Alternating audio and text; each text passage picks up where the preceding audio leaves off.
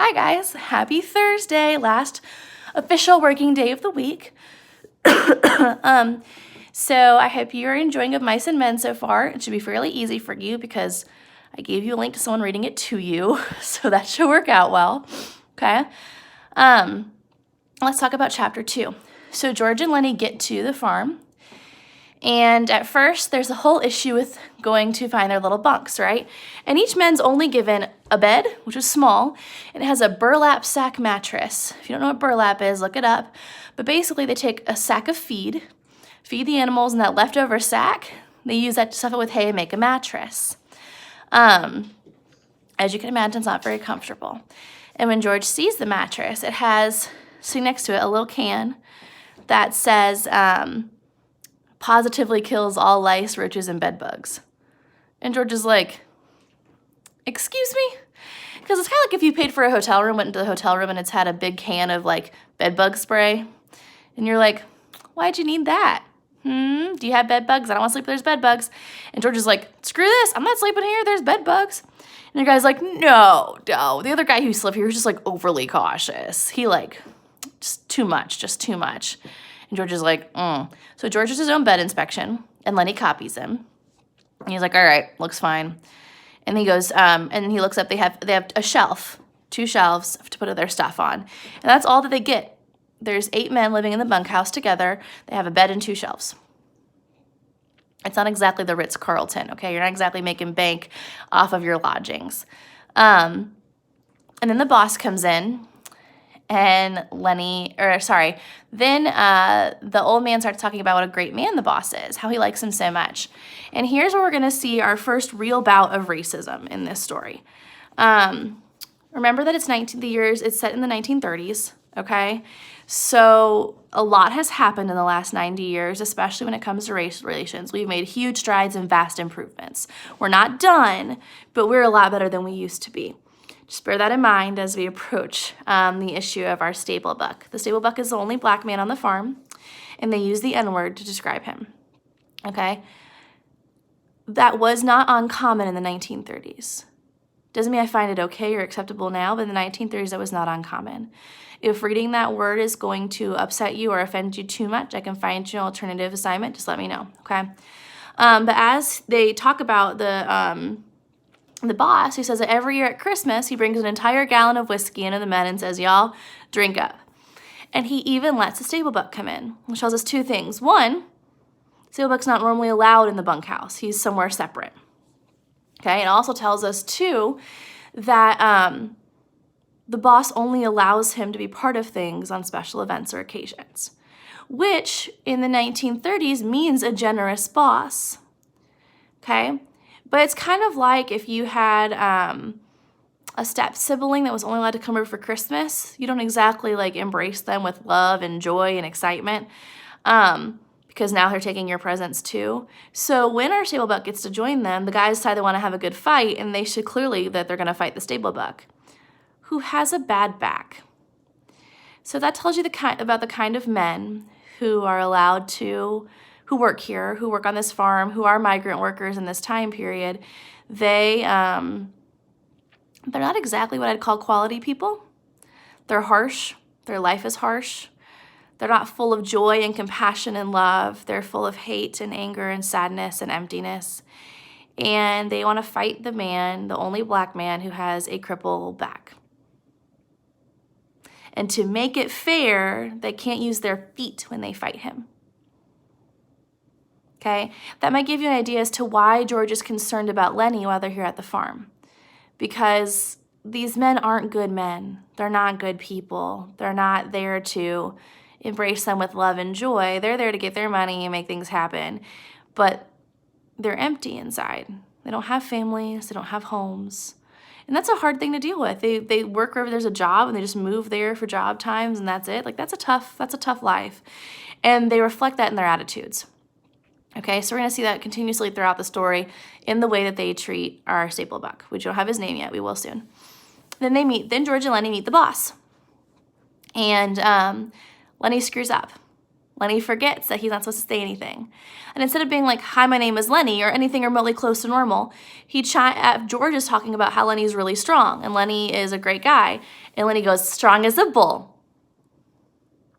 That is not what a normal, well-functioning adult says at a job interview, okay?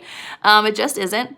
So when we're looking at like how George and Lenny work, George gets upset and he starts to like backtrack for Lenny. Like, and the boss thinks like, are you taking advantage of someone who's simple? Are you here just to steal his money? And George is like, no. I'm his buddy. We've been together for a long, long time, and I take care of him, but he's like a great worker. And he tells the boss that Lenny can lift a bale of hay by himself over his head and throw it in the truck. And I'm not talking like a little square that you see like a square dance or a country themed wedding or something like that. I'm talking like the big old round bale you see on the side of the road or driving on the highway. It means Lenny can deadlift like 300 pounds, okay? Oh, and throw it over his head into a truck. He's an extraordinarily strong man. And that kind of convinces the boss. And then George tells him a lie. He tells him that Lenny got his head kicked by a horse when he was a kid. Now, you might think that's silly. Like, why? Why would you lie about that? Because either you have, like, mental illness is mental illness, or like, why does it matter what happened? But these are simple men. They understand simple things. And the boss is a farm man. So he understands that when accidents happen with horses, it changes people, and that's easy. It makes sense to him. So he accepts that and moves on. But saying someone was born like that, it's harder for people to understand and grasp. It's a lot easier for us to accept hardship or things that aren't fair or aren't okay or that are difficult in our lives if you have someone to blame it on, right? You know that. That's the entire reason why politics comes into every natural disaster, because we have to have someone to blame it on, and because it's hard to accept that things just happen. It's very hard to accept that, there are issues in the world. That's a hard thing to deal with. And instead of simply being like, he's just a little slow, it's easier to say a horse kicked him, and that makes logical sense to the boss. So the boss rolls with it. And he says like, all right, just no funny business here. And they go back to the bunkhouse, and George lights into Lenny. He's so mad at him, and he's like, dude, why? You can't just shut up. All I asked you to do is shut up. And Lenny was like, I'm sorry. Was I really kicked in the head by a horse? And George was like, no, you weren't. It would make things more easy for the people to understand, but you weren't kicked in the head by a horse. I said that so he wouldn't shut up. Like, calm down. Okay. And then an old man walks into the room, and he's got one arm, okay? And he's holding a broom, and he has a really old dog with him. The dog is all gray around his face, and he's got cataracts, the blue film over his eyes because he's blind, and he has a limp, and his coat is like gnarly and grizzly. Have you ever seen a super old dog? Like they're just not looking so great anymore, and he stinks, and he's just really old. And the old man, his name is Candy, and he is the swamper, meaning he's the janitor around the farm. Okay, if I were you, I would make a list of characters because a lot of them have like the same letter of name, and it's hard to keep track of, and like it's easier to have a visual reminder as you're reading or listening to the story to know who's who. So if I were you, I'd make a little chart. And then the boss's son comes in. He's young, he's thin. It says he's with a brown face. It does not mean he's a black man or another race. He's white, but he's tan because he works in the field with all the other men. He's got super curly hair, so they call him Curly. Very original at nicknames here. He has a work glove because he works in the fields, everybody else. That's why he's so tan. But he is the boss's son. So he wears the cowboy boots like the boss does. Now it says high-heeled boots. They're not walking around in stilettos, okay? This isn't some like great statement about transgenderism or anything along those lines. Workmen wear work boots. Think like construction boots almost. And the cowboys, the ranch hands, the ones that are a little higher up, they wear cowboy boots, which have a bit of a heel on them, which tells us a little bit about Curly. Because even though he's just the same as everybody else there, he works on the farm, on the fields, he's doing the exact same job as everybody else, he thinks he's special enough to wear different shoes. Shoes that aren't exactly good for the job, but make him look good. Bear that in mind, okay? And Curly, he says, like, when he sees Lenny, he bends his arm in and closes his hands into fists and kind of crouches a little bit like he's getting ready to fight somebody because he is calculating and pugnacious. It says pugnacious means that you like to fight. He's a fighter. And Lenny just like looks nervous, and Curly starts to talk to Lenny. George answers, and he's like, let the big guy talk. And he's like, what if he doesn't want to talk? And Curly says, well, if he's spoken to, he's got to speak. What's going on? And George is like, we travel together. Curly's like, oh, is that how it is? George says, yes, that's how it is. And just like leaves it at that because Curly's being a jerk. And when Curly walks out, he's really rude to Lenny. And when Curly walks out, George is like, what is going on with that man? And the old man, Candy, he tells us that's the boss's son. And he says he's handy. He's done quite a bit in the ring. He's a lightweight and he's handy, meaning that he's a boxer. Curly's a boxer. And has been for a long time, and he's good at it. He's a good boxer. But he tells us a little bit of information about Curly. Curly's a little dude. He's pretty short. He's not taller than 5'8". And hey, not knocking short people, but Curly's a jerk about being short. He has what we call Napoleon complex. His being short's a big deal to him, so he has to prove himself all the time because he's a little dude. He can't just accept who he is. Like, that's fine. Trust me, I'm not knocking short people. The tallest person in my entire family is my brother, and he's 5'8". My dad's 5'7", and the rest of us fall on in line. We're little people in my house, okay? But Curly, he really hates big guys because he wishes he was one. So whenever he gets in a fight, he picks a fight with a big guy. Because if he loses, everyone else is like, man, why would you like, gets mad at the big guy? Like, why would you fight somebody that's small? Pick on someone your own size, man. But if Curly wins, he looks really good because he beat up a big guy.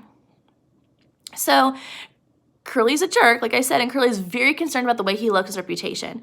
So when he's fighting, he exclusively picks people he knows if he won't win, he will seem like the winner. Because if you're a big person, you beat up a small person, you look like a bad person, right? So either way, if Curly loses, the other guy looks bad. If Curly wins, the other guy still looks bad. That's the whole goal for Curly.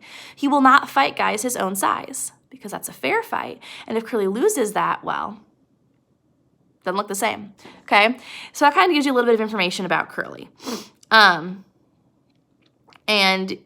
he's a jerk, and he sucks, and all the other guys hate him. But he's the boss's son, so he's not going to get fired, so they had to deal with that, basically. And then he tells us that Curly very recently got married. His wife lives over in the boss's house. It seems like Curly's even cockier since he got married. George is like, yeah, maybe he's showing off for his wife. And Candy says, you see that glove he's wearing? George is like, yeah. He said, it's full of Vaseline. He's like, Vaseline? Why would he wear Vaseline? And Curly says he's keeping that hand soft for his wife. Okay. For those of you who don't get that, Vaseline is like basically like a super intense lotion. You can soften your hand up. So if you work the farm, you have rough hands. You have calluses, and Curly works with the horses, so he's got like rope burns and stuff like that all the time. So your hands are rough. And if you have a new wife, you're probably spending a lot of time alone with her at night. If you're picking up what I'm putting down, okay? And you'd like to touch her in softer areas of her body, and it wouldn't feel as nice if your hand was really rough. Get it? Okay. So Curly is intentionally keeping his hands soft. But the thing is, if he just did that on his own accord, then like that was something nice for his wife. But what he does is he wears a glove and tells everybody, hey, I'm keeping his hands soft for my wife. So basically, he's walking around the farm being like, guess what, guys? Guess what, guys? I'm having a lot of sex. You should know that. I'm getting some. I'll make it clear. See my hand all Vaselined up? It's because I have a lot of sex. Let me let you in on a life hint. If someone feels the need to brag about having a lot of sex, they either have never before or actually aren't, okay? And you guys can determine as we read what's actually happening with Curly and his wife, but it contributes more to Curly's personality, which is terrible, and we hate him because he sucks. But like he wants to brag about everything he can, and he wants to push what the good parts about him in other people's faces, which probably means Curly's super insecure because he's not the boss, And he does all the same work as the other guys, even though he's the boss's son. And his dad's not exactly being like, I'm grooming you to be the boss and preparing him. His dad's like, he can work with everybody else. So that kind of gives him an attitude complex, okay? And then Candy tells us that Curly's wife is really pretty. Really pretty, okay? She's super beautiful, and she... Sorry, I lost my place there. Okay. She's super beautiful, and it says that she's got the eye, meaning she looks at other men, maybe. Okay? She's like looking around and like, And George says, married 2 weeks and got the eye? Well, maybe that's why Curly's pants is full of ants. Maybe that's why Curly acts like a jerk, because she's looking at all these guys, right? And he says, I've seen her, and he said, I've seen her give Slim the eye. Slim's a jerk line Skinner. Hell of a nice fella. Slim don't need to wear no high-heeled boots on a grain team. I seen her give Slim the eye. Curly never seen it. And I seen her give Carlson the eye. Okay? And then Curly says something Candy says something that's a big deal. He says, I think that Curly's married a tart. Okay? This whole set here, what this means, he thinks that Curly's wife is looking at other men, especially a guy named Slim. We learn a little bit about Slim here. Slim's a jerk line Skinner. That sounds a lot grosser than it is. It means that he runs the team of horses, okay? And he's really good at it. And he's a very nice man. Says he doesn't feel the need to wear high-heeled boots on a grain team. That's a slam for Curly. He wears work boots just like everybody else, even though he's better than them, okay? That tells you a little bit about Slim. And it says that... he says that she looks at Slim all the time. We're going to get a lot more in depth into Curly's wife later, okay? So don't judge her too harshly yet. When he says that she's married a tart, he literally means that she has married, or that Candy thinks Curly married a whore. A slut, gets around, pick your word, okay? Which is a pretty intense thing to say about somebody, but basically he's saying that Curly's wife won't be loyal to him. Now, in the 1930s, y'all, that's a real big deal. That's not we'll get a divorce and that's it, or we'll have an open marriage or whatever. That is, like, leaps and bounds not okay. That's grounds for you to leave your wife, and women can't work. So if you leave your wife and you tell her she cheated on you, she's basically screwed forever. Think Abigail Williams, Crucible, kind of screwed forever, okay?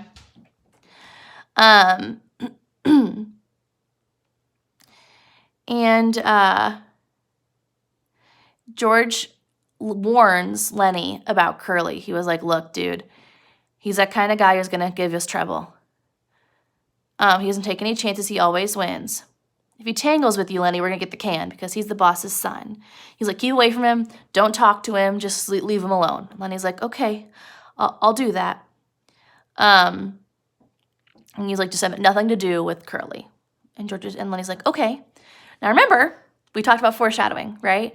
If the author gives you a warning, it's for a reason. So you can probably guess at some point, Lenny and Curly are going to have an issue, okay? But George says, you know what? If he hits you, though, Lenny, you let him have it, because I hate that kind of guy. He's not a good man, okay? He reminds him, again, if anything bad happens, go hide by the river. And then we meet Curly's wife. She's really pretty, but she's wearing full makeup. They're on the farm. Her nails are painted. Her hair's curled. She's got a pretty dress on, pretty shoes. And she comes there and says, I'm looking for Curly. And he was here a minute ago, but he laughed. And she's like, oh, you're new, aren't you here? And she's pretty. She's really pretty. And Lenny, you remember, is like an 8-year-old boy, and he was like, wow, she's so pretty. He's just staring at her. Because Lenny's adorable. He's a kid, you know? And she sees another man looking at her and kind of like prims up, you know, like, oh, hey. And she was like, I'm looking for Curly. And George's like, he's not here. She's like, do you know where he went? And he's like, nope, probably go find him. Because George knows better than to let Lenny think she's too pretty. Because if Curly finds out Lenny was looking at his wife, we're going to have more trouble. And then George heavily warns Lenny about Curly's wife. He was like, don't you dare get near her, okay? Don't look at her, don't talk to her, nothing, because I know this will end poorly. And Lenny was like, I didn't do that. And he was like, you were looking at her. And Lenny was like, I didn't mean to, I'm sorry. Again, he's a child. And Curly, he makes a funny comment, okay? And if you don't get what it's going for, I encourage you to look it up, all right? But he says that he bets that if Curly wears a glove full of Vaseline, he bets he's eating raw eggs and running to the patent medicine houses. That is a reference to trying to get male enhancement drugs. And I'll leave it at that, okay? He's making a comment about Curly, which is kind of funny and super derogatory. And they get to meet Slim next. Now, Slim is tall and he's handsome. And he moves with his majesty only achieved by royalty and master craftsman, meaning that he's really good at what he does. And he walks in the room and the whole room acts like he's the leader, because Slim, he's good at it's kind of like if you go in a group project and there's someone who's really smart and really kind and super charismatic, you all kind of want to flocking to that person and let them be your leader. Same concept with Slim. He's a genuinely good man. He's very, very good at what he does, and he's kind, and he's a strong leader. That's all it takes, okay? They introduce themselves. They say hello.